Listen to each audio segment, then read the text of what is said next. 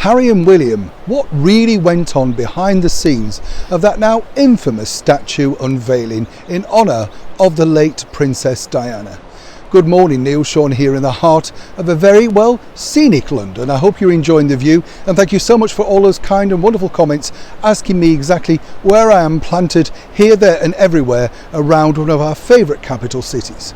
But today's story really centres on the talking point of everybody, what really went on behind the scenes of course, the statue unveiling between William and Harry, and of course close family members. We were promised so much in many respects, and we were told quite a lot as members of the media. But then as days came and went, lots and lots of things were scaled down, but there was a reason for that. The simple reason really was that, basically Prince Harry had to isolate. He didn't want to return any earlier than he did, so they couldn't really rehearse anything or go through much procedure.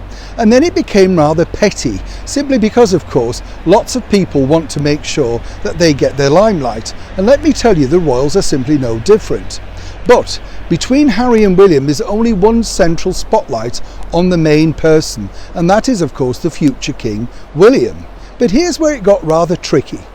Simply because, as we now know, the statue had, shall we say, received some rather unkind comments, although me personally, I quite like the fact that there is at least some memento in the heart of Kensington which celebrates the life of such a nice and very kind lady. But the bigger problem was between William and Harry, and of course who really pulled off the canvas on the statue. Well, this was overcome by a very simple trick.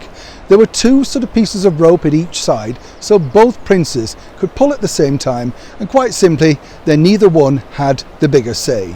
But then it got really complicated, because we were told of course that there were going to be some speeches, one from William, one from Harry. But again, whatever you've read in the press, it wasn't anything to do with the fact that Meghan Markle wrote Prince Harry's speech.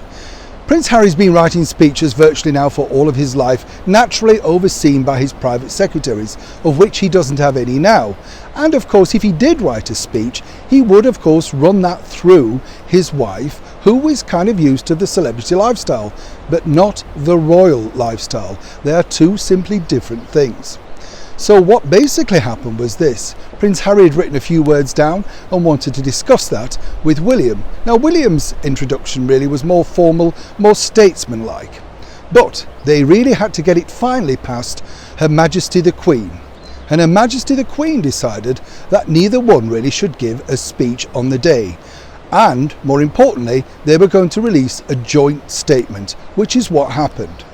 Now, as we saw, there was this sort of, shall we say, rather ill-timed body language between the two brothers, although I have to say William really did keep his composure.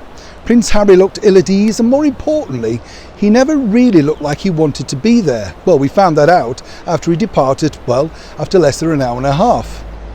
Now, of course, the brothers, they're on the opposite sides of the Atlantic once again, and there's little chance right now of them reuniting to discuss the ongoing problems.